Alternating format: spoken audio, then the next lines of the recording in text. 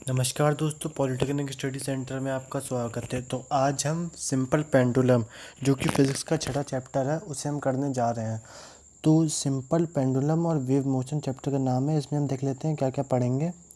तो इस चैप्टर में बेसिकली हम periodic motion, vibratory motion, SHM, simple pendulum, wave motion, mechanical wave और ईएम वेव्स के बारे में पढ़ने जा रहे हैं। तो एक एक करके समझ लेते हैं शॉर्ट में इनका मतलब क्या है। पीरियोडिक मोशन वो मोशन होता है जो कि टू एंड फ्रो मोशन होता है और निश्चित इंटरवल ऑफ टाइम में अपना मोशन रिपीट करता है। ठीक है, यहीं पे यहाँ पे भी लिखा हुआ है, वही चीज़ आगे पढ़ेंगे। वाइब्रेटरी मोशन क्या होता है? वाइब्रेटरी मोशन वो होता है जो कि मीन पोजीशन पे एक फिक्स्ड पॉइंट पे टू एंड फ्रो मोशन करता है और उसी को हम एसएचएम कहते हैं। उसके बाद एसएचएम आता है, तो एसएचएम भी पढ़ेंगे आगे। सिंपल पेंडुलम पता है आपको, एक बॉब होती है, थ्रेड से लटका दिया जाता है एक डायरेक्शन में, यहाँ से या यहाँ से फोर्स लगाया जाता है, उसके बाद वो टू एंड फ्रो मोशन करने लगता है। इसी मोशन को हम कहते हैं।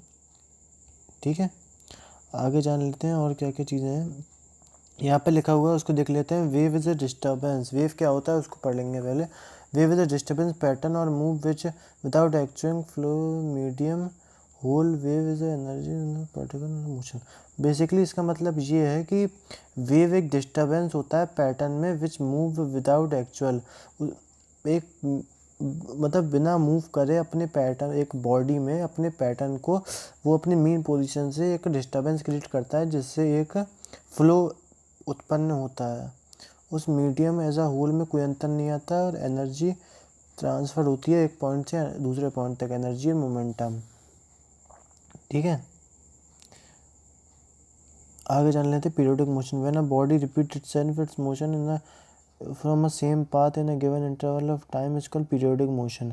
यानी कि इसमें कुछ पॉइंट याद रखेंगे। सेम पाथ, ठीक है, दूसरा है टू एंड फ्रो और तीसरा है गिवन इंटरवल ऑफ टाइम। और यहाँ पे लिख देंगे अपन सेम फॉर एवरी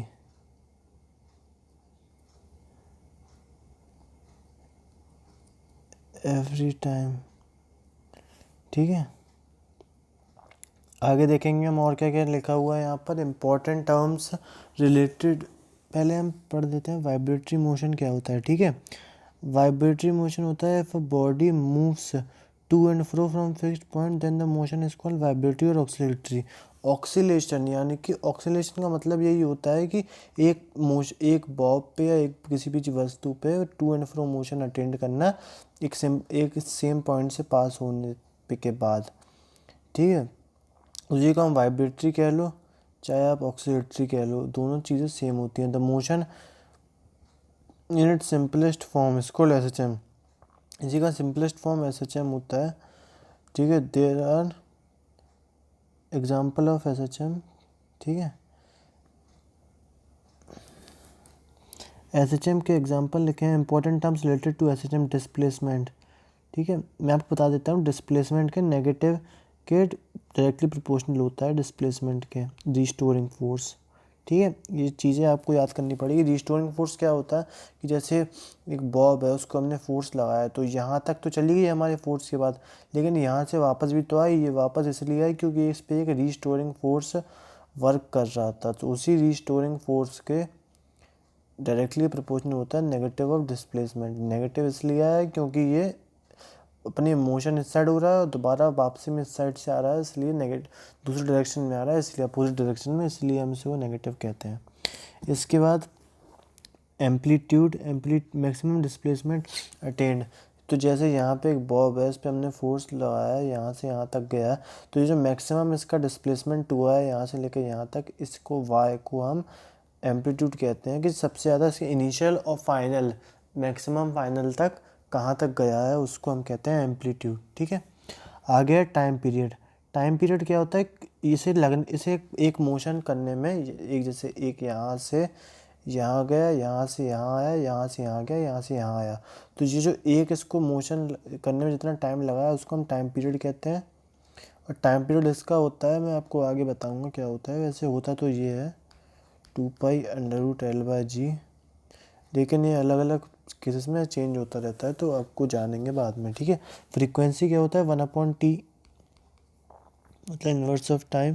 फ्रीक्वेंसी मतलब number of oscillation done by the body of an SHM in 1 second. 1 second में करेगा जितने ऑक्सीलेशन है उसको कितना उसके होता है, उसको हम कहते हैं फ्रीक्वेंसी। इसको हर्ट्ज से रिप्रेजेंट करते हैं। इसका हर्ड और पर सेकंड इसकी यूनिट होती है, क्योंकि 1/t मैंने आपको बताया होता है, ठीक है। ये हो गया फ्रीक्वेंसी। आगे जान लेते हैं फेज क्या होता है। फेज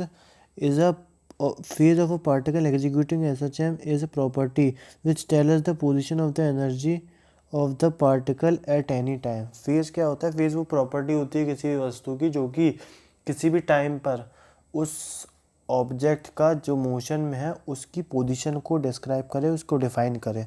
आगे आते हैं सिंपल पेंडुलम पे। सिंपल पेंडुलम क्या कहता है, simple pendulum is a heavy point mass suspended through a rigid by means of inextensible string। यह इसकी कंडीशन होती है कि जब भी एक मास लटकाया गया है तो उसको इसके वो फोर्स से जो नीचे mg लग रहा है उससे इसकी लेंथ पे कोई इफेक्ट नहीं आएगा, कोई भी लेंथ आगे बढ़ेगी नहीं इसकी। तो इसके अकॉर्डिंग टाइम पीरियड अगर ये कंडीशन फुलफिल्ड है तो 2π√L/g इसका टाइम पीरियड होता है for length L of the, अगर ये L है, ठीक है। और g की वैल्यू तो पता ही है 10, ये 9.8 मीटर पर सेकंड स्क्वायर, ठीक है। और देख लेते हैं वेयर L इज इतना time period infinitely long wire. Infinitely long wire के लिए क्या लेते हैं हम, L को R यानी रेडियस ऑफ अर्थ मान लेते हैं, जो कि होती है 6400 किलोमीटर, ठीक है। और इसको पूरा लिखेंगे तो ये हो जाएगा 2π√RE/g। ये कंडीशन होती है किसके लिए, simple pendulum for infinitely long wire के लिए, अगर वायर इनफाइनाइटली लॉन्ग है। कुछ पॉइंट देखे छोटे छोटे पढ़ लेते हैं। The maximum time period of pendulum में मैक्सिमम टाइम पीरियड होता है 84.6, इसको याद कर लेंगे, इंपॉर्टेंट रहेगा 80 मिनट। तो सिंपल पेंडुलम के, लेकिन इसको याद रखना, कोई पेंडुलम पूछते तो उसके लिए हमको डेटा गिवन होना चाहिए, उसी से हम निकाल सकते हैं। सिंपल पेंडुलम की बात आएगी तो 84.6, ठीक है। वेव मोशन और पॉइंट देख लेते हैं क्या क्या लिखा है। अब pendulum clock goes slow in summer and fast in winter. अब ऐसा इसलिए होता है क्योंकि इसमें कई सारे फैक्टर्स अफेक्ट करते हैं। पहला तो क्लाइमेट फैक्टर ही है, क्योंकि गर्मी में क्या होता है कि इसके जो एयर रेजिस्टेंस होता है वो काफ़ी कम होता है, इसीलिए आराम से मूव कर सकती है। लेकिन जब सर्दियों में क्या होता है, एयर रेजिस्टेंस में काफ़ी सारी ह्यूमिडिटी और ठंडकपन होता है, सारा वाटर ड्रॉपलेट्स होती हैं, तो उस वजह से इस कई सारी बाधा उत्पन्न होती है और इसमें अच्छे से मोशन नहीं हो पाता है और टाइम ज़्यादा लगता है। If a lift is feel if free falling under gravity then the time period of the pendulum is infinite.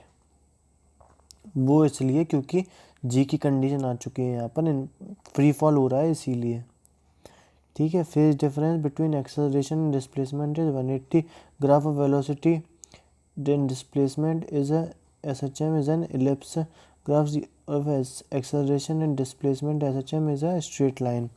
एक एक्सेलरेशन और डिस्प्लेसमेंट में बनेगा तो वो स्ट्रेट लाइन बनेगा। आगे आते हैं वेव मोशन पर। वेव मोशन क्या होता है, is a process by which a disturbance at any point propagated to another point more remote from the source with no net transport of material of the medium itself.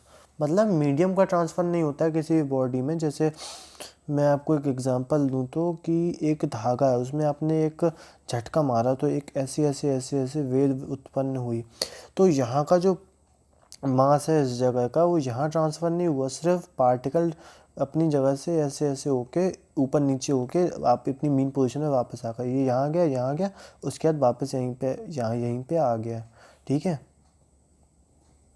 तो ऐसे ऐसे ऐसे ऐसे खूब सारे पास खूब सारे इसमें ऐसे वो होते हैं, वेव्स उत्पन्न होती हैं, इसी को हम वेव्स कहते हैं।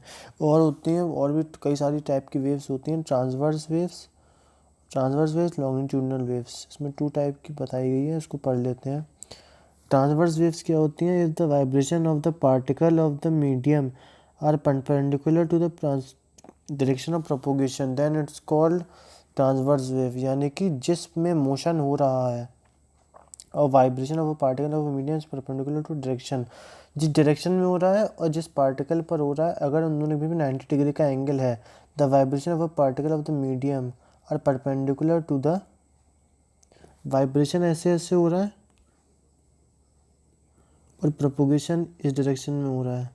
तो अगर मैं ऐसे लिखूं और यहाँ पर 90 डिग्री का एंगल बने तो इसे हम ट्रांसवर्स वेव कहेंगे, ठीक है। और अगर नहीं बने तो हम लॉन्गिट्यूडनल कहेंगे। लेकिन लॉन्गिट्यूडनल के लिए क्या होता है कि if the vibration of the particle of medium are in same direction, basically क्या होता है, पैरेलल होता है।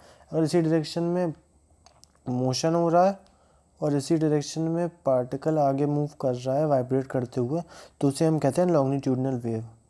अब फिर से एक बार मैं बता दूं, वेव वो होता है जब किसी भी ऑब्जेक्ट में आप फोर्स लगाएं जिससे एक हलचल उत्पन्न हुए और जिसके कारण वो आगे को एनर्जी और मोमेंटम ट्रांसफ़र करे, लेकिन अपना वेट, मास या कुछ भी लूज़ ना करे अपनी मीन पोजीशन से, बस अपनी मीन पोजीशन में वाइब्रेट हो, तो उसको हम कहते हैं वेव। और वेव कई सारे, इसे वेव मोशन कहते हैं। वेव मोशन 2 प्रकार के होते हैं, ट्रांसवर्स वेव और लॉन्गिट्यूडनल वेव। ट्रांसवर्स वेव क्या होता है? Perpendicular to the direction of motion, और जहाँ पर उसका पार्टिकल का मीडियम है अगर वो उसके परपेंडिकुलर है। तो लॉन्गिट्यूडनल में क्या होता है? पैरेलल होता है। क्या चीज़ें, क्या पैरेलल होता है? If the vibration of a particle of the medium are in same direction then it's called propagation of wave, then it's called longitudinal, ठीक है। आगे जान लेते हैं क्या क्या बताया गया चीज़ें हम लोगों को। frequency of the oscillating particle is defined as the number of oscillation made by the oscillating particle in 1 second. 1 second में कितने ऑक्सीलेशन लगाए गए हैं उसको हम टाइम फ्रीक्वेंसी कहते हैं। फ्रीक्वेंसी बेसिकली 1/t होता है। और एक टी क्या होता है? टी वो होता है कि एक को करने में कितना टाइम लगा है, मतलब यहाँ से यहाँ और यहाँ से यहाँ आने में जितना टाइम लगा है उसको टी कहते हैं, जिसका 1/t इसको एफ हो जाएगा फ्रीक्वेंसी, ठीक है। उसके बाद आता है वेवलेंथ, रिप्रेजेंटेड बाय एन, ये भी आप याद रख लेंगे। इसके बाद आता है वेवलेंथ। वेवलेंथ क्या होता है? Wavelength the distance covered by the wave in the 2 successive. इसको वेवलेंथ को अगर मैं अपनी भाषा में समझाऊँ, यहाँ पर लिखा है तो वो जो पढ़ लेते हैं एक बार। The distance covered by the wave in the time equal to the time period of the vibrating particle is called wavelength of the particle, it is represented by ये, इसे हम कहते हैं क्या? इसे हम कहते हैं, इसे ऐसे रिप्रेजेंट करा जाता है, ठीक है, लैम्डा से। सॉरी मैं भूल गया, इसे लैम्डा कहा जाता है।